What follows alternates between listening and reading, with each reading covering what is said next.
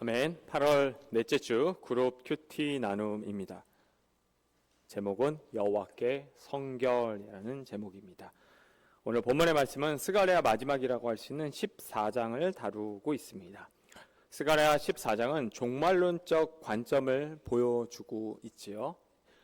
우리가 살아갈 때 마지막에 예수님께서 나를 본 그대로 내가 다시 올 것이다 이렇게 얘기하셨고, 그때가 이제 인류의 종말이라고 할 수 있는데, 스가랴는 그 종말론적 관점을 슬쩍 보여주고 있다고 할 수 있습니다. 다시 이야기하자면 하나님 나라가 온전히 임할 때 벌어질 심판과 그리고 이 땅에 있을 회복을 보여준다고 할 수 있습니다. 좀 이렇게 다른 이야기이긴 하지만, 예전에 이 스가랴 본문을 가지고 성경 공부를 할 때 지옥과 관련된 이야기를 좀 하게 됐습니다. 한 청년이 질문을 했거든요. 요즘은 이제 천국과 지옥 이야기를 잘 안 하더라고요. 여러분, 천국과 지옥 있는 거 믿으시죠? 대답이 이거 안 믿으시면 큰일 나는데요. 천국과 지옥 있는 거 믿으시죠? 그 자신이 없으시면 저한테 얘기하지 마시고요. 예수님께 가셔야 됩니다.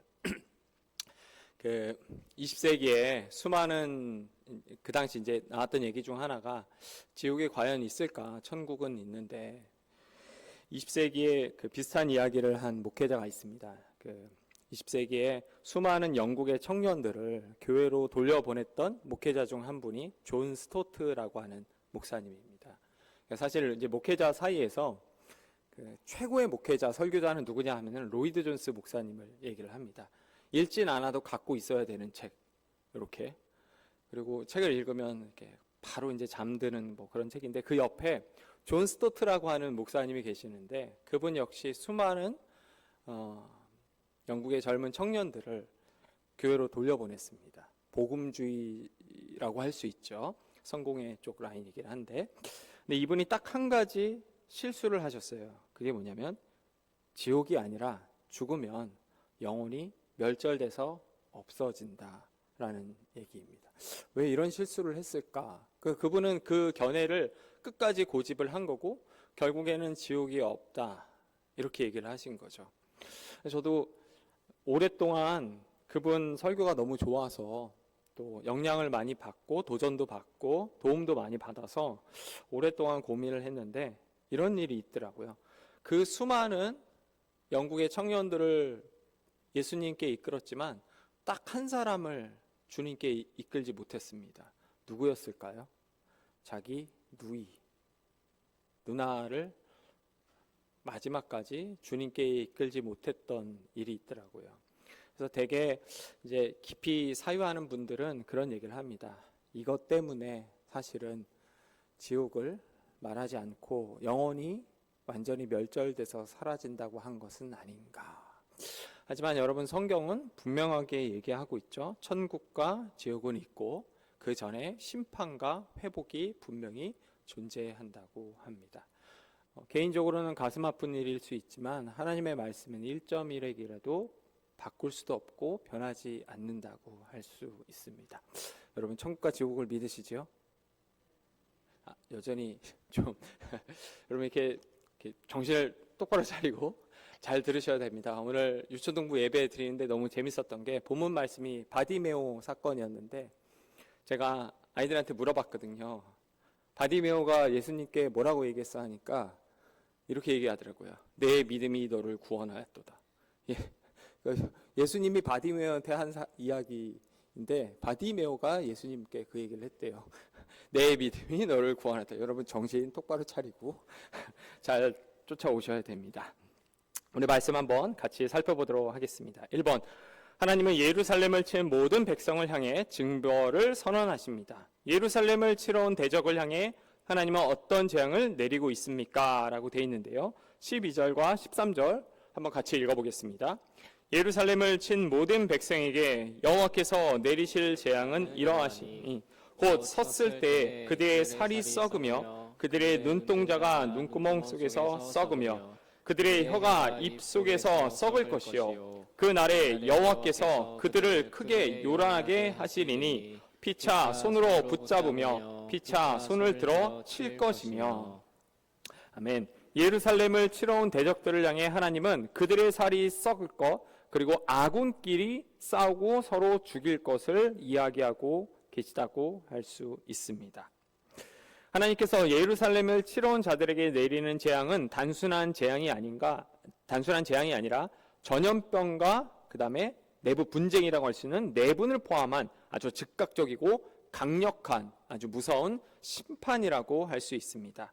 이 모습은 출애굽기를 보면 기억하면 떠올릴 수 있는 것처럼 하나님이 자신의 백성을 구원하기 위해 사용한 하나의 도구였습니다. 하나님은 때로 적군이 자기들끼리 무너지게 하심으로 그 백성을 구출하기도 하시고요. 또 그런 하나님은 과거나 지금도 그리고 마지막 때에도 일관된 방식으로 이를 벌이셔서 우리를 구원한다는 것을 이야기할 수 있습니다. 이 본문이 살짝 무서운 것 중 하나는 아주 자세하게 모습을 그려내고 있는 거죠. 눈이 썩을 거, 눈동자가 눈구멍에서 썩은 거, 혀가 입에서 썩을 거. 이런 모습들은 단순히 혐오가 아니라 종말에 어떤 심판이 임할지를 우리에게 슬쩍 미리 보기처럼 보여준다고 할 수 있습니다. 우리 두 번째 질문 보겠습니다. 하나님이 유다의 대적을 치시자 어떤 일이 일어납니까? 14절과 15절인데요. 제가 한번 읽어보겠습니다. 유다도 예루살렘에서 싸우리니 이때 사방에 있는 이방 나라들의 보화 곧 금, 은과 의복이 심히 많이 모여질 것이요 또 말과 노새와 낙타와 나귀와 그 진에 있는 모든 가축에게 미칠 재앙도 그 재앙과 같으리라 라고 되어 있습니다. 하나님이 유다의 대적을 치시자 어떤 일이 일어납니까? 유다도 전투에 참여하면서 많은 전리품을 얻게 된다라고 되어 있습니다. 전리품은 일종의 트로피 같은 거죠. 그렇죠? 저도 트로피를 한번 받아본 적이 있습니다. 다른 데 받은 적이 없고요.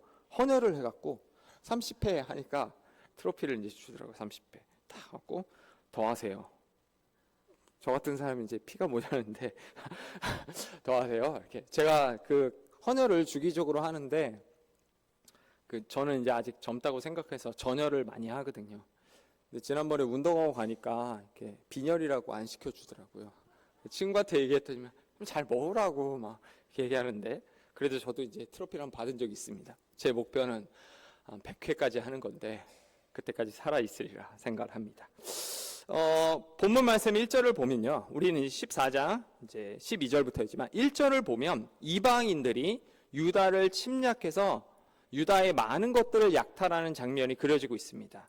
그런데 하나님은요. 지금 오늘 우리가 읽은 본문에서는 약탈당한 것들을 그대로 다시 돌려주는 것을 보여주고 있죠. 특히 유다가 은 그리고 금을 되찾는 장면은 학계나 출애굽기에서 이스라엘 백성들이 애굽에서 가지고 나온 사건들을 떠올리게 합니다. 우리 출애굽기를 보면 이스라엘 백성들이 애굽에서 그냥 나오지 않고 애굽에 있는 것들을 갖고 나오거든요. 그러니까 하나님께서 우리가 뺏긴 것을 그대로 다시 돌려준다는 그 내용을 보여주고 있는 거죠. 그래서 지난주에도 얘기했지만 이 스가랴서를 두고 보통 제2의 출애굽이라고도 표현을 합니다. 제가 말씀을 묵상하는데 그래서 이게 우리랑 어떤 의미가 있냐 이렇게 질문을 할 수 있는데 여러분 요한계시록도 그렇고요. 이사야 60장을 보면 이런 표현들이 등장을 해요. 이방의 수많은 금과 은과 보화, 이걸 한마디로 얘기하면 지금 우리가 이 땅에 살아갈 때 누리고 있는 또 언제 믿을지 모르겠지만 지금 일단 믿지 않는 사람들, 예를 들어서 빌 게이츠나 일론 머스크 이런 사람들이 만들어 놓은 수많은 이 문화물들 있잖아요. 문화적 산물들. 이 문화적 산물들이 하나님 나라로 들어오는 장면이 묘사되고 있어요. 그러니까 우리가 이 땅에서 누리는 것들이 죽어서 하나님 나라 갔을 때 그대로 사라지지 않는다는 거죠. 어떻게 되냐면 불이라고 하는 심판, 우리 베드로후서 보면은 하나님께서 불로서 심판을 하시는데 여러분 불이라는 심판은 소각시키는 기능도 있지만 이렇게 더러운 물질들을 이렇게 없애는 기능도 갖고 있죠. 저희 이모부가 예전에 포항제철에 근무를 하실 때 제가 한번 놀러 간 적이 있거든요. 이렇게 뜨거운 불순물에 이렇게 쇠가 들어갔다 나오면 더러운 것들이 이제 불순물들이 싹 사라져요. 뜨거운 불에 들어갔다 나오면. 불은 소각도 있지만 더러운 불순물을 제거시켜서 순전한 모습 그대로 드러내게 하는 기능도 있습니다. 그래서 베드로후서에서 불로스 심판을 한다고 쳐봐요. 그러면 이방, 우리가 지금 누리는 수많은 이 아름다운 문화물들이 불이라고 하는 심판을 거쳐서 하나님 나라로 들어갑니다. 그러면 그 하나님 나라에서 이 땅에서 이제 이 어마어마한 이 문화물들을 누리는 대상이 누구죠? 우리죠. 이방인들은 못 들어가잖아요. 하나님 앞에서 천국과 지옥 믿으시죠?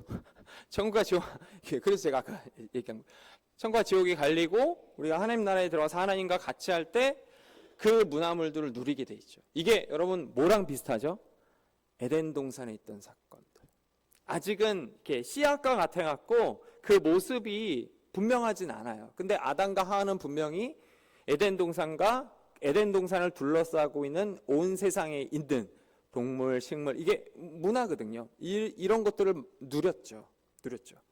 그래서 여러분 창세기 말씀하고 요한계시록 말씀의 이 성경책을 이렇게 붙이면 내용이 겹쳐져요. 그래서 우리가 에덴 동산과 하나님 나라가 어떨지 이렇게 하면 겹쳐서 그 내용을 해석할 수 있기 때문에 하나님 나라는 이렇겠구나.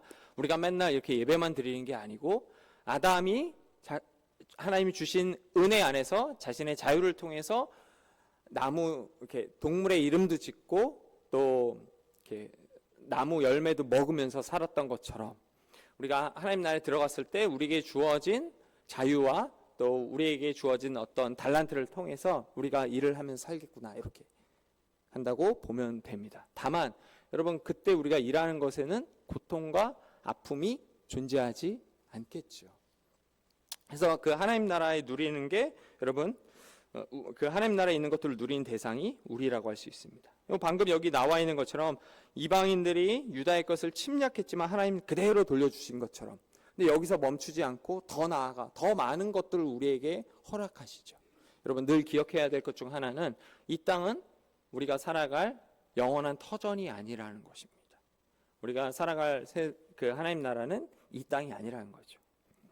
늘 기억하면 좋겠습니다.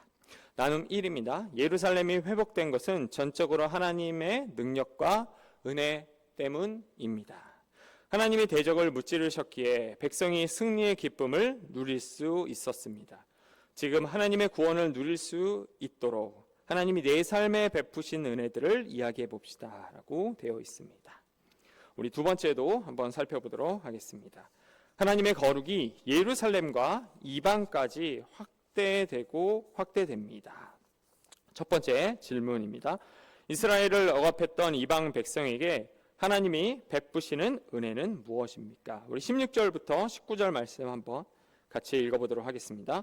예루살렘을 치러 왔던 이방 나라들 중에 남은 자가 해마다 올라와서 그 왕 만군의 여호와께 경배하며 초막절을 지킬 것이라. 땅에 있는 족속들 중에 그 왕 만군의 여호와께 경배하러 예루살렘에 올라오지 아니하는 자들에게는 비를 내리지 아니하실 것인즉 만일 애굽 족속이 올라오지 아니할 때에는 비 내림이 있지 아니하리니 여호와께서 초막절을 지키러 올라오지 아니하는 이방 나라들의 사람을 치시는 재앙을 그에게 내리실 것이라. 애굽 사람이나 이방 나라 사람이나 초막절을 지키러 올라오지 아니하는 자가 받을 벌이 그러하니라. 아멘. 이스라엘을 억압했던 이방 백성에게 하나님이 베푸신 은혜는 이방 백성도 해마다 초막절을 지키러 예루살렘에 올라올 수 있도록 허락하신 거라고 할 수 있습니다. 우리 첫 번째 내용이 심판과 관련된 내용이 있다면 두 번째 내용은 복음이 이방인에까지 미치는 내용이라고 할 수 있습니다. 사실 우리 지난주에 다뤘는데 여러분 복음의 대상은 선택받은 자이겠지만 우리가 선택받았는지 모르잖아요. 우리도 이제 내가 선택받았나 아닌가 모르는 사이에 하나님의 은혜가 가랑비에 옷 젖듯 적셔서 내가 주님의 백성이 되었지, 나도 이방인이었지, 이런 것처럼 이 두 번째 내용은 이방인을 향한 하나님의 은혜를 이야기할 수 있습니다. 자, 초막절과 수장절을 좀 이야기해야 되는데요. 초막절은 광야에서 이스라엘 백성들을 인도하고 보호하신 은혜를 기억하며 감사드리는 절기를 가리킵니다. 초막절은 광야 시대를 가리키는데요. 하나님께서 광야 시대 때 이스라엘 백성들을 먹이시고 재우시고 옷은 별로 안 주셨지만 두 벌이었나요? 한 벌로 이제 그냥 살아 이렇게 해갖고 목마르면 바위 쳐 그럼 물 나와 막 이렇게 하시면서 먹을 거 늘 생각하지만 만나가 맛있었는지는 잘 모르겠습니다. 근데 왜 이렇게 제가 좋아하는 음식이 이제 튀김이거든요. 튀김을 계속 먹으면 맛이 없더라고요. 제가 치킨을 되게 좋아하는데 군대 가니까 치킨이 매일 나오더라고요. 특히 조류 독감 때. 제가 왜 그런지 모르겠는데 첫날은 이제 치킨이 나옵니다. 두 번째는 닭튀김이 나오고요. 세 번째는 양념 닭튀김. 네 번째는 무슨 국인데 닭이 들어갔어요. 다섯 번째는 웬일로 백숙. 근데 그날이 이제 조류 독감. 그럼 이제 나올 게 없잖아요. 근데 토요일 날은 치킨 버거. 그래서 계속 이렇게 먹는데 이거 계속 똑같은 거 먹으니까 저도 좀 질리더라고요. 그래서 가끔 이제 생각하는 게 과연 만나가 맛있을까? 이런 생각이 좀 듭니다. 그러면 이제 공짜였으니까 이제 광야에서 그날을 기억하는 게 이제 초막절입니다. 근데 하나님께서 이 초막절을 약속의 땅에 들어갔을 때도 지키라고 하는데 그때 이제 수장절이라는 게 등장합니다. 절기 나오면 이제 막 정신이 없죠. 저도 이거 공부하면서 잘 안 외워져 갖고 한숨을 많이 쉬었습니다. 좀 죄송합니다. 어쨌든 이제 기억을 하셔야 되는데 수장절은 약속의 땅에 들어가서 이제 하나님이 그냥 공짜로 주시는 게 아니라 이때부터 우리가 씨앗을 뿌리는 땀을 흘려야 됩니다. 우리 추수감사절을 생각하시면 돼요. 청교도들이 그 미국 신대륙이 이제 딱 떨어진 다음에 인디언한테 어떻게 곡식 과일을 재배하는지 배운 다음에 정말 고생하면서 이제 열매를 맺고 나서 이제 감사를 드렸잖아요. 수장절도 하나님께서 그냥 주지 않겠다. 약속의 땅에 들어가서 이제 너희들이 은혜 안에서 너희들이 스스로 씨앗도 심고 또 길러내야 된다 하는 그 의미를 갖습니다. 초막절을 지키지만 사실 그 의미는 수장절의 의미를 갖고 있는 거죠.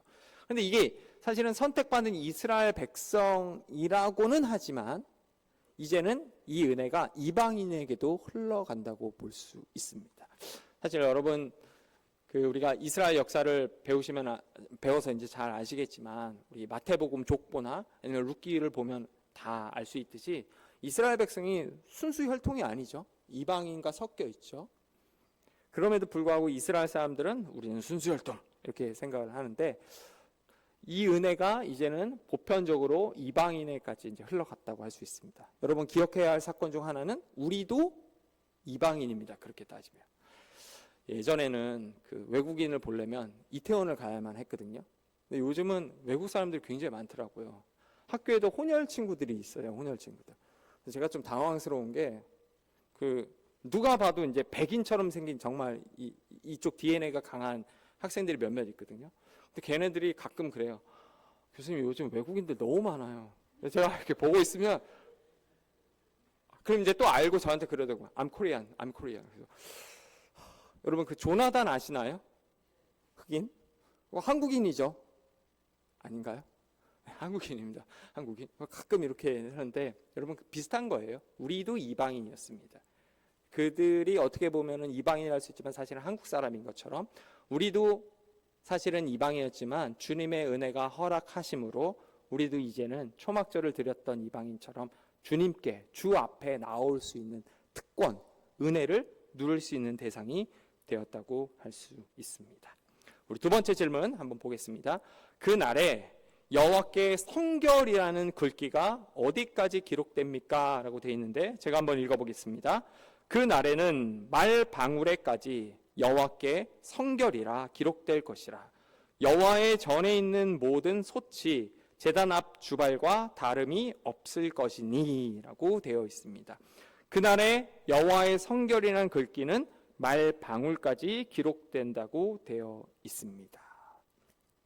출애굽기를 보면 28장에 36절인데요. 출애굽기를 보면 여호와의 성결이라는 글자는 대제사장의 관에 새겨져 있음을 우리가 알게 됩니다.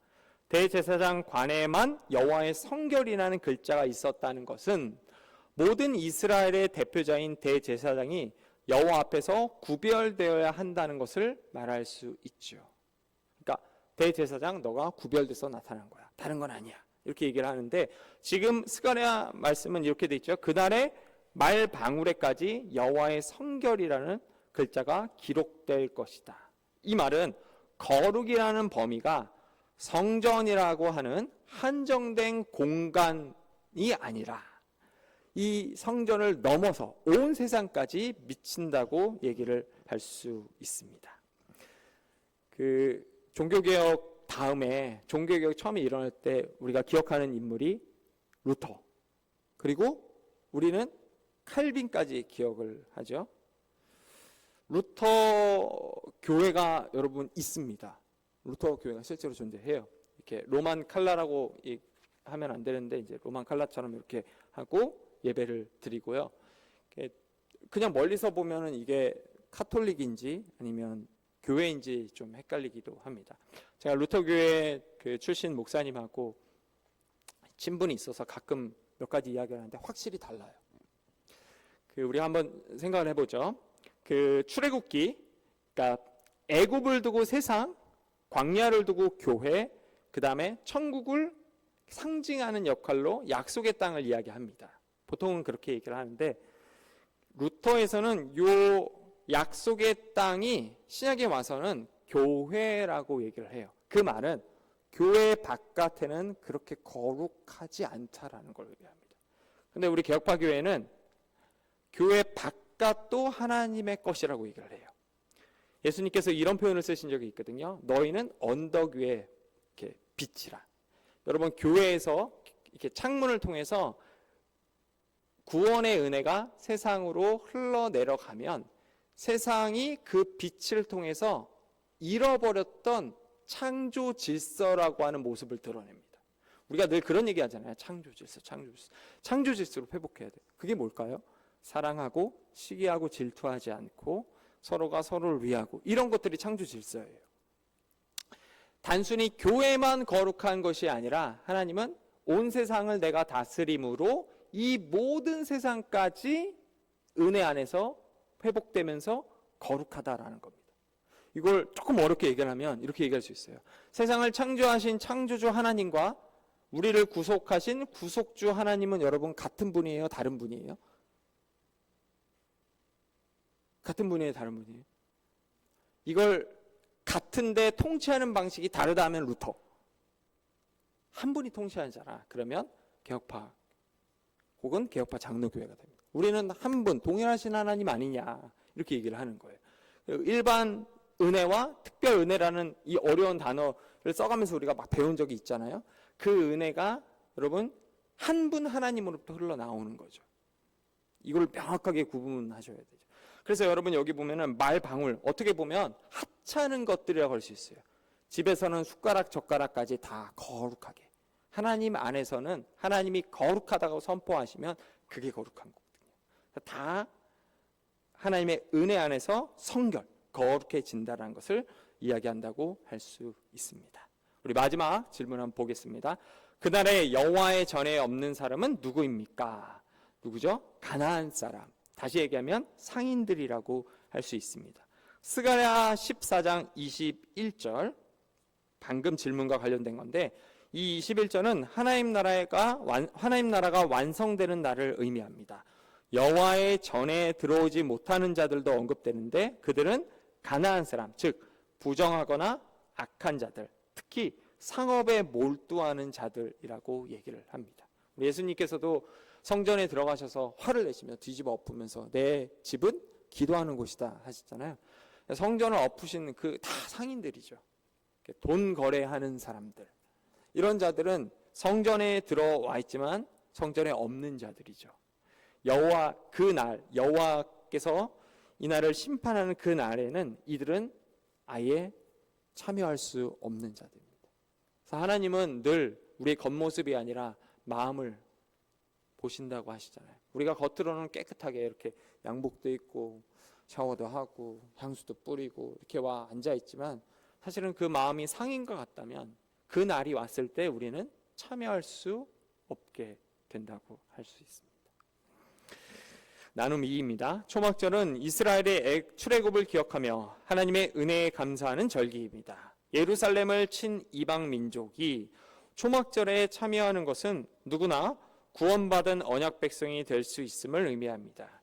우리는 선교와 전도에 어떻게 참여하고 있는지 이야기해 봅시다. 나눔 3입니다. 거룩함은 성전 안에만 머물지 않고 사방으로 퍼져나갑니다. 예루살렘 전체가 하나님이 임재하는 성전이 됩니다. 내 삶이 예배가 되고 내가 있는 곳이 성전이 되게 하려면 가정과 일터, 학업의 장에 어떤 변화를 일으켜야 할지 이야기해 봅시다 라고 되어 있습니다. 우리가 교회를 두고 성전이라고 얘기하지 않지만 은연중에 그래도 여긴 거룩한 곳인데 라고 하면서 바깥에서 마음대로 사는 사람들도요, 교회 안에 오면은 함부로 거짓말하거나 아니면 막 욕하거나 막 성을 내진 않아요.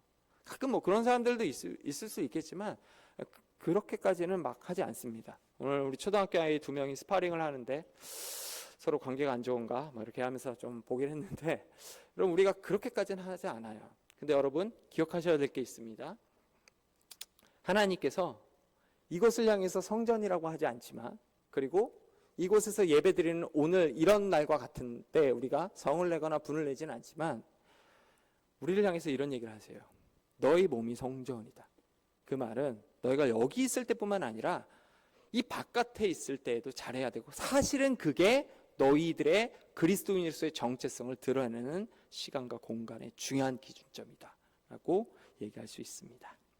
오늘 본문의 말씀은 하나님께서 예루살렘의 대적을 심판하시고 이스라엘과 이방 모든 민족을 회복하여 온전한 하나님 나라를 완성하신다는 메시지였습니다. 여러분, 한 주가 다시 시작되었습니다. 오늘 주신 말씀을 기억하고 또 하나님께서 우리의 무너졌던 인생을 다시 회복하실 것을 믿으며 이 한 주를 주님의 승리하기를 주님의 이름으로 소망합니다.